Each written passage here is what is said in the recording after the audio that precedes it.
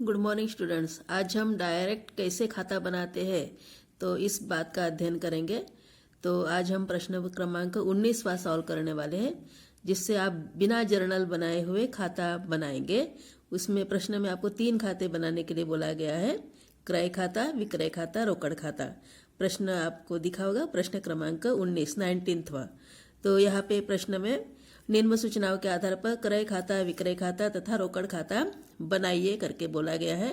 सभी व्यवहार जनवरी माह के वर्ष 2009 के हैं और इन व्यवहारों के आधार पर आपको क्रय खाता, विक्रय खाता, रोकड़ खाता बनाना है।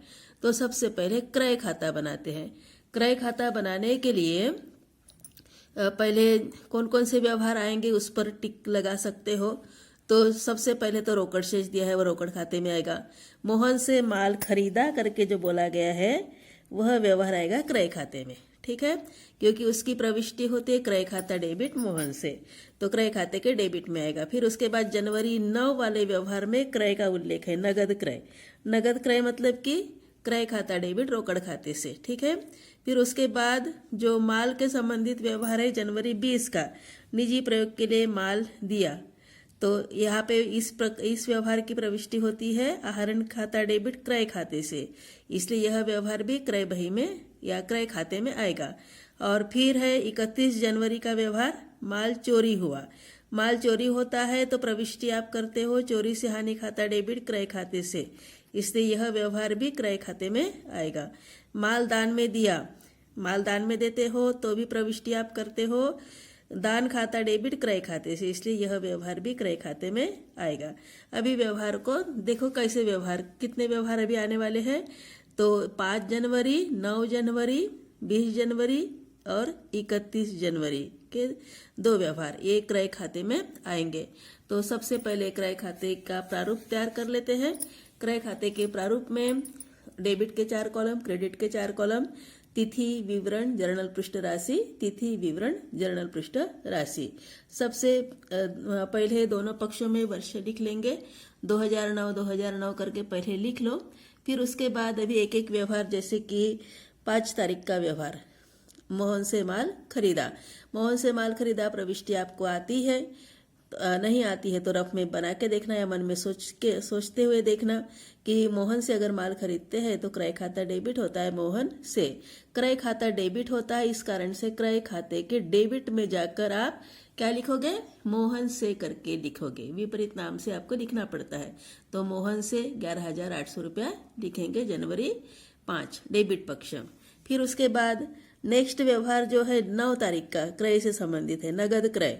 नगद क्रय करते हो तो क्रय खाता डेबिट रोकड़ खाते से होता है, इसलिए जनवरी 9 डेबिट पक्ष में आकर आप रोकड़ खाते से करके लिखोगे 3,000 रुपया। फिर उसके बाद जो व्यवहार है 20 तारीख वाला है। 20 तारीख के व्यवहार में बोला गया है निजी प्रयोग के लिए माल दिया। निजी प्रयोग के लिए माल देते हैं तो यहाँ पे प्रविष्टि आप लिखते हो आहरण खाता डेबिट क्रय खाते से, और इसी कारण से 20 जनवरी का व्यवहार क्रेडिट में लिखना पड़ेगा। क्रेडिट में आप जाकर 2009 20 जनवरी करके लिखोगे आहरण खाते को 400 रुपया, ठीक है। फिर उसके बाद नेक्स्ट जो व्यवहार है 31 जनवरी, माल चोरी हुआ 25 रुपया करके बोला गया है। इस व्यवहार के लिए प्रविष्टि होती है चोरी से हानि खाता डेबिट क्रय खाते से, और इस कारण से यह व्यवहार क्रेडिट में लिखोगे। 31 जनवरी क्रेडिट पक्ष में चोरी से हानि खाते को। और फिर से 31 जनवरी का और एक व्यवहार है माल दान में दिया 100 रुपया, तो इस व्यवहार के लिए प्रविष्टि होती है दान खाता डेबिट क्रय खाते से, और इस कारण से क्रेडिट पक्ष में आपको यहाँ पे लिखना है दान खाते को। क्रेडिट में लिखते समय को शब्द, डेबिट में लिखते समय शे शब्द, और ध्यान रखना है क्रय खाते में क्रय खाते का नाम कभी नहीं आएगा, उसके विपरीत शब्द का नाम आपको लिखना है। तो इस प्रकार से क्रय से संबंधित कुल व्यवहार, डेबिट में 2 व्यवहार आ गए, क्रेडिट में 3 व्यवहार आ गए। अभी क्रय खाते का हमेशा डेबिट पक्ष बड़ा होता है, डेबिट पक्ष का योग करोगे क्योंकि क्रय खाते का शेष हमेशा डेबिट होता है। तो क्रय खाते का डेबिट पक्ष का योग अगर करते हो तो 14,800 रुपया योग है। अभी यही योग दूसरे पक्ष में आपको लेके जाना है वही समान लाइन में, और फिर खाता बंद करना है, अंतर निकाल लेना है, अंतर को शेष लेग करके नाम देना है। और 14,800 में से अभी यहाँ पे 400 प्लस 25 प्लस 100 मतलब कि 525 घटाते हैं तो 14,275 रुपया बचेगा, वह शेष लेग है। फिर जनवरी माह क्लोज कर दोगे, दोनों साइड का योग बराबर दिखा दोगे और फिर से नए माह की प्रारंभिक तिथि को मतलब कि फरवरी 1 को शेष लाग करके लिखोगे 14,275 रुपया। इस प्रकार का ये क्रय खाता कंप्लीट होगा। फिर उसके बाद आपको बनाना है विक्रय खाता। विक्रय खाते से संबंधित व्यवहार देख लो कौन कौन से है। तो विक्रय के संबंधित व्यवहार जो है वो है, एक तो है 6 जनवरी का, सुभाष को माल का विक्रय किया तो 6 जनवरी वाला व्यवहार है। उसके बाद 7 जनवरी वाला व्यवहार है, ठीक है। और फिर कोई विक्रय वाला व्यवहार है क्या, देख लो, नहीं कोई भी व्यवहार नहीं है, सिर्फ 2 व्यवहार है, एक 6 जनवरी वाला व्यवहार है और एक 7 जनवरी वाला व्यवहार है।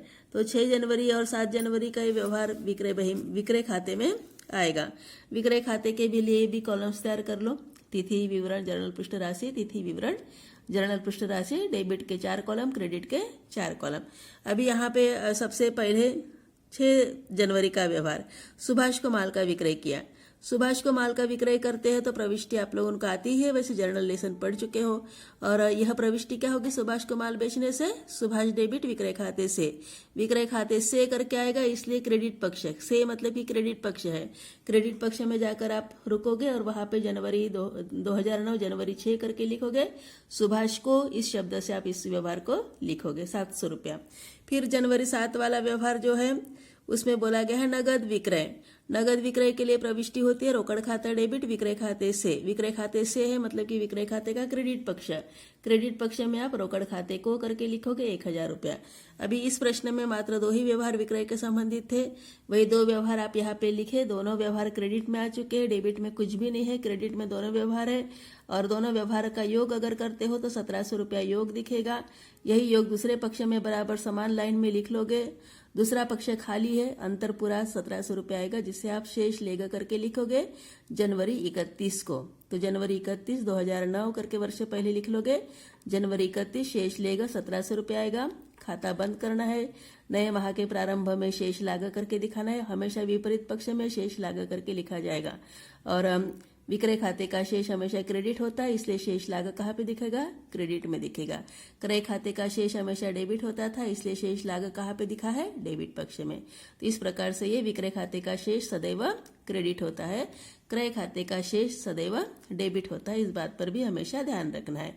ये 2 खाते अपने बन चुके हैं। अभी उसके बाद बनाएंगे हम रोकड़ खाता। तो रोकड़ खाता भी बनाने के लिए बोला गया था। 3 खाते यहाँ पे बनाना है, क्रय खाता, विक्रय खाता एवं रोकड़ खाता। तो अति महत्वपूर्ण खाता। अभी बाकी जो भी व्यवहार यहाँ पे छूटे हुए हैं वो सभी रोकड़ खाते में आएंगे। महत्वपूर्ण खाता है ये। सबसे पहले रोकड़ शेष करके बोला गया है, कॉलम्स वैसे तैयार कर लोगे। तिथि विवरण जर्नल पृष्ठ राशि, तिथि विवरण जर्नल पृष्ठ राशि, डेबिट के 4 कॉलम, क्रेडिट के 4 कॉलम, बीच में डबल लाइन खींची जाती है। तो सबसे पहले अभी रोकड़ शेष करके बोला गया था। तो रोकड़ शेष मतलब कि रोकड़ का प्रारंभिक शेष है, ये हस्तस्थ रोकड़ भी इसे बोला जाता है। तो ये रोकड़ का प्रारंभिक शेष, रोकड़ का शेष सदैव डेबिट होता है। त्रिस्तंभीय रोकड़ बही या तो वही जो सहायक पुस्तक आपने बनाई है तो आपने उसमें देखा है कि रोकड़ खाते का शेष हमेशा डेबिट होता है, या रोकड़ बही अपना शेष सदैव डेबिट दिखाती है। और इसी कारण से रोकड़ का शेष आपको यहाँ पे डेबिट पक्ष में लिखना है, शेष लाग के रूप में। तो शेष लाग करके आप लिख लोगे डेबिट पक्ष में 13,000 रुपया। तो ये हो गया पहला व्यवहार। उसके बाद रोकड़ के संबंधित व्यवहार, अभी 5 तारीख के व्यवहार में मोहन से माल खरीदा था। ये तो व्यवहार में अगर प्रविष्टि करते हो तो क्रय खाता डेबिट, मोहन से रोकड़ का कोई उल्लेख नहीं, इसलिए व्यवहार नहीं आएगा। 6 जनवरी वाला व्यवहार, सुभाष को माल विक्रय किया। सुभाष को माल बेचते हो, प्रविष्टि अगर आप करते हो तो सुभाष डेबिट विक्रय खाते से है, प्रविष्टि में रोकड़ का कोई उल्लेख नहीं है। 7 जनवरी नगद विक्रय, नगद विक्रय में देख लो क्या है प्रविष्टि, रोकड़ खाता डेबिट विक्रय खाते से। अर्थात यह जो 7 जनवरी वाला जो व्यवहार है विक्रय खाते में तो शामिल हो ही चुका है, रोकड़ खाते में भी शामिल होगा। और इसीलिए यहाँ पे इस व्यवहार में 7 जनवरी वाले व्यवहार में रोकड़ खाता डेबिट है विक्रय खाते से। और इसी कारण से ये जो 7 जनवरी वाला व्यवहार रोकड़ खाते के डेबिट पक्ष में दिखेगा, विक्रय खाते से करके आप लिखोगे 1,000 रुपया। क्लियर। तो क्योंकि रोकड़ खाता डेबिट था इसलिए रोकड़ खाते के डेबिट में आपको आना है, और विपरीत नाम विक्रय खाते से करके वहां पे विपरीत पक्ष में लिखा गया था, इसलिए विक्रय खाते से शब्द से आप रोकड़ खाते के डेबिट में इस व्यवहार को लिखोगे। फिर उसके बाद 9 जनवरी का व्यवहार जो दिया है उसमें नगद क्रय करके बोला गया है। नगद क्रय 3000 रुपया। नगद क्रय के लिए प्रविष्टि होती है क्रय खाता डेबिट रोकड़ खाते से करके वहां पे शब्द दिखता है प्रविष्टि में, और इसी कारण से जो नगद क्रय वाला जो व्यवहार है वह रोकड़ खाते के क्रेडिट में दिखेगा। तो क्रेडिट पक्ष में आप 2009 जनवरी 9 क्रय खाते को करके 3000 रुपया लिखोगे। फिर आगे है 15 जनवरी निजी प्रयोग के लिए रोकड़ लिया। निजी प्रयोग के लिए रोकड़ लिया करके व्यवहार के लिए प्रविष्टि होती है आहरण खाता डेबिट रोकड़ खाते से। प्रविष्टि में रोकड़ खाते से करके शब्द आता है, इसलिए रोकड़ खाते के क्रेडिट पक्ष में आप आहरण खाते को करके लिखोगे 500 रुपया। क्लियर? तो इस टाइप से ये व्यवहार लिखने पड़ते हैं। फिर 20 जनवरी निजी प्रयोग के लिए माल लिया है, उसके लिए प्रविष्टि आहरण खाता डेबिट क्रय खाते से होता है। प्रविष्टि में रोकड़ का उल्लेख नहीं आता। जनवरी 21 है, व्ययों का भुगतान किया। व्ययों का भुगतान करते हो तो हमेशा व्यय डेबिट में आएंगे, व्यय खाता डेबिट रोकड़ खाते से। इस व्यवहार में भी रोकड़ खाते से मतलब कि रोकड़ खाते का क्रेडिट पक्ष प्रभावित होगा, इसलिए रोकड़ खाते के क्रेडिट में आप लिखोगे व्यय खाते को 300 रुपया। ठीक है। फिर उसके बाद आगे जनवरी 31 माल चोरी हुआ। इस व्यवहार में रोकड़ का उल्लेख नहीं आएगा क्योंकि चोरी से हानि खाता डेबिट क्रय खाते से करके व्यवहार होगा। मालदान में दिया, यह भी व्यवहार रोकड़ खाते में शामिल नहीं होगा क्योंकि वहां पे भी दान खाता डेबिट क्रय खाते से है। और जनवरी 31 का लास्ट व्यवहार जो है वेतन दिया, इस व्यवहार के लिए प्रविष्टि होती है वेतन खाता डेबिट रोकड़ खाते से। और इसीलिए ये जो जनवरी 31 का लास्ट जो व्यवहार है वेतन दिया, उसमें रोकड़ खाते से है, मतलब कि रोकड़ खाते का क्रेडिट पक्ष वेतन खाते को करके वहां पे लिखना है 2000 रुपया। तो इस प्रकार से ये व्यवहार आ चुके हैं। तो डेबिट में वहां पे प्रारंभिक शेष एवं विक्रय दिखा, क्रेडिट में क्रय आहरण व्यय और वेतन ये व्यवहार दिखे हैं। तो इस प्रकार के व्यवहार रोकड़ खाते का भी हमेशा डेबिट पक्ष का ही योग बड़ा रहेगा। तो रोकड़ खाते का डेबिट पक्ष का योग पहले करोगे, और डेबिट का योग आ चुका है 14,000, उसमें से क्रेडिट पक्ष घटाओगे। क्रेडिट पक्ष में 3,000, 500, 300, 2,000 अर्थात कितना है 5,800 है। 14,000 में से 5,800 घटाते हैं तो अंतर बचा है 8,200 जो है शेष लेगा, अर्थात इस माह का अंतिम शेष। और फिर टोटल बंद करने के बाद, खातों को बंद करने के बाद आपको वह शेष क्या करना है, अगले माह की प्रारंभिक तिथि को ट्रांसफर करना है, जिसे हम शेष लागा करके लिखेंगे 8,200। हमेशा लेगा जिस पक्ष में आता है उससे लागा अपोजिट पक्ष में आता है। तो रोकड़ खाते का शेष डेबिट रहता है हमेशा। डेबिट पक्ष का योग बड़ा है मतलब कि डेबिट शेष है, क्रेडिट पक्ष का योग बड़ा रहता है तो क्रेडिट शेष बोला जाता है। तो यहाँ पे रोकड़ खाते का शेष क्या है, डेबिट है। डेबिट पक्ष में शेष लागा करके दिखा देंगे और रोकड़ खाते को बंद कर देंगे। तो इस प्रकार से ये प्रश्न है।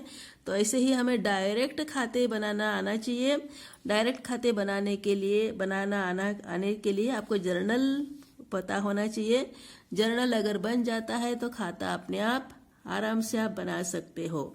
खाता बनाने में आपके सामने कोई दुविधा नहीं रहेगी। और इसीलिए जिनको भी जर्नल नहीं आता है तो उनको आपको जर्नल के नियम पहले याद करना है, और जर्नल जब तक नहीं समझ में आएगा तब तक खाता बही समझने में समस्या निर्माण होगी। इसलिए जर्नल के नियम याद करो, जर्नल की अच्छी तरह से प्रैक्टिस करो ताकि खाता बही के लिए हम डायरेक्ट खाते बना सकें।